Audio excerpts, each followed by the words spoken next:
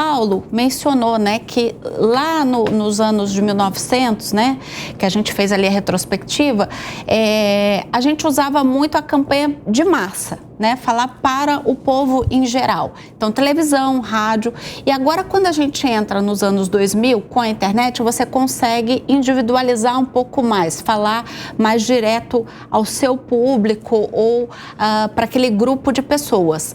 Né? E aí até tem um problema, isso tem um efeito colateral, né, que eu vou explicar, que também é muito ruim porque você cria bolhas, né? Então você tem ali os grupos de revalidação de opinião, quer dizer, que são aqueles grupos que se formam, às vezes até em torno de um influenciador, né, de uma pessoa muito influente, que vai falar exatamente aquilo que você quer ouvir, mas que nem sempre aquilo é a realidade ou aquilo precisa, você não tem que ouvir o contraditório, né? Ou seja, você não se abre para a democracia, para o exercício da democracia propriamente dito, né? E a gente vê isso muito acontecendo hoje.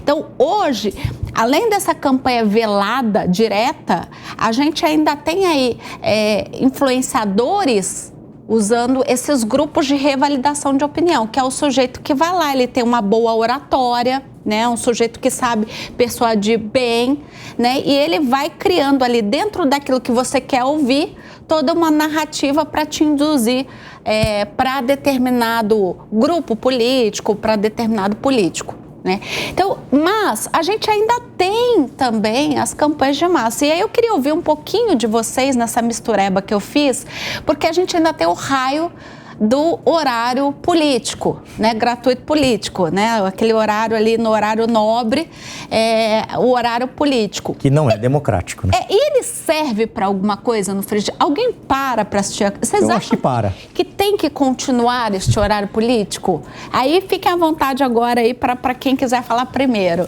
Eu acho que eu tenho uma opinião um pouco impopular e diferente da maioria da população, porque eu gosto de política, né? Eu não caí nessa profissão do nada, então para mim o horário eleitoral é mais divertido do que a Copa do Mundo. É verdade.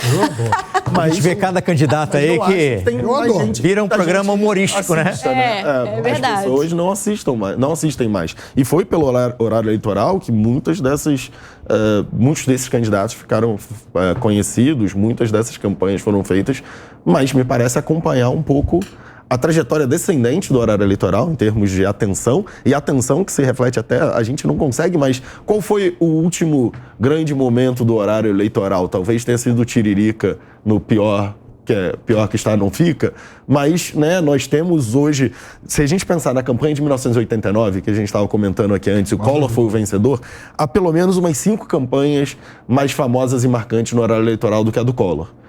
Tem o Lula lá, tem o Enéas, tem o jingle do Brizola, tem o jingle do Ulisses Guimarães do Velhinho, tem o Afife, tem muitas coisas acontecendo. O Afife lembra até hoje das mãozinhas. Exato. Lá, tinha os sinais com as mãozinhas. Tinha, juntos chegaremos lá e tal. Isso se perdeu, porque a nossa atenção agora está em outros meios. Mas também é difícil para a gente imaginar, e para a gente, no sentido de que nós que estamos numa grande cidade trabalhando por aqui, imaginar se é válido ou não para alguém que não está nos grandes centros ainda a divulgação por essas grandes emissoras de TV, por exemplo. Pode ser que para um grupo de eleitores aquilo ainda seja muito valioso, mas esse grupo de eleitores também tem acesso já à internet, né? Então, eu não consigo ver o horário eleitoral continuando nos modelos que nós temos hoje por muito mais tempo, porque esses eleitores são atingidos de uma forma mais direta e mais barata, principalmente, por outros meios. Concordo muito concordo com isso. E depois ainda tem o fenômeno da TV a cabo que esvaziou mais, porque ela não é obrigada a transmitir. Então, aí o sujeito vai lá, aquele que assina um pacote de TV, ou então ele vai lá para a internet assistir o que, né, o que lhe agrada que lhe mais. Convém, né? Mas tem as pílulas, né? Tem. Que passa, você está lá assistindo um programa de TV, de repente vem, que nem donos de partidos, eles ficam lá 15, 18 segundos nas pílulas, que está passando um programa de televisão, que aquele telespectador está lá atento, de repente entra lá o dono do partido. Parece que está num Big Brother, com todo o tempo do mundo, né? É isso que eu fico ferrado, né? Então você vai falar que isso é democrático? Não é. Quem manda nos partidos é o dono do partido, e partido por isso tem dono. Eles põem o tempo de segundo que eles querem para os outros enganam muito dos candidatos. Eu falo isso, né, e até sou muito criticado por isso, mas você está no partido político e fala, olha, não seja candidato que você vai ser enganado, você não tem chance nenhuma de ganhar. Com o meu sincericídio, eu acabo perdendo alguns amigos. Falei isso para uma delegada, não seja candidato. Você tem uma rede social pequena, você ainda não é conhecido, o partido vai te usar e você vai eleger quem está lá na ponta da chapa. Dito e feito. Foi o que aconteceu, ela ficou meio cismada comigo, concorreu, teve menos de 5 mil votos. Eu não falo por mal, eu falo porque a gente está lá, a gente vê o que está acontecendo. O dono do partido dá o tempo que ele quer, para quem ele quiser, para os candidatos que ele quiser. A verdade é essa, o partido político tem dono. E aí, Paulo? Você faz uma fala muito interessante, me lembra, por exemplo, na campanha de 2018, o Alckmin tinha mais tempo de TV do que todos os outros candidatos juntos. Ou seja, ele tinha praticamente metade do tempo de TV.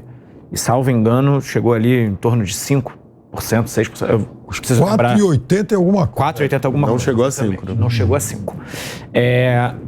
Que mostra, para mim, de maneira bem significativa, a diminuição da importância que tem tido a TV nesse processo.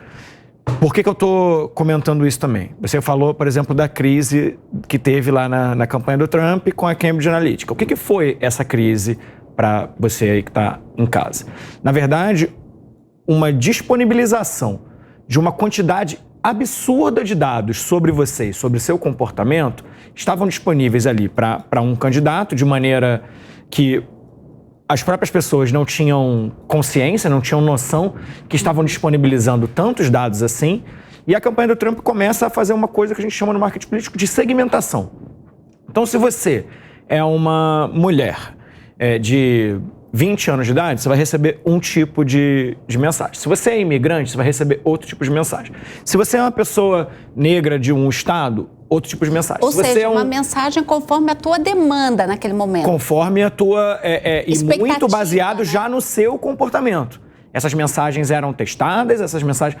Mas hoje mudou bastante. Assim, nas plataformas, para você impulsionar conteúdo político, a gente estava até falando um pouco disso aqui antes de entrar no ar, ela já tem uma série de outros requisitos justamente em função dessa crise.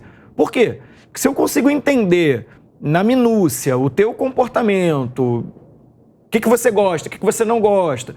Antigamente, o Facebook, né, que é da Meta, ele te dava ali quem era o seu artista favorito, quem era a loja onde majoritariamente teu público comprava. Esses dados já não estão tão disponíveis. Assim.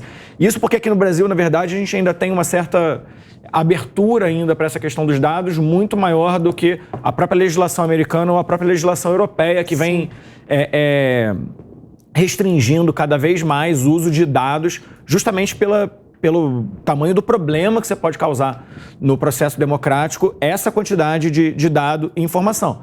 Mas hoje, por exemplo, ainda tem funções ali dentro de impulsionamento, só para vocês entenderem, por exemplo, eu posso deixar que o algoritmo decida para quem aquela mensagem vai rodar mais. E aí ele me fala, olha, eu falo, bota essa mensagem para rodar, e aí você me diz. E aí ele vai falar, olha, essa mensagem roda melhor com mulheres de 40 a 50 anos, do estado tal, de lugar tal.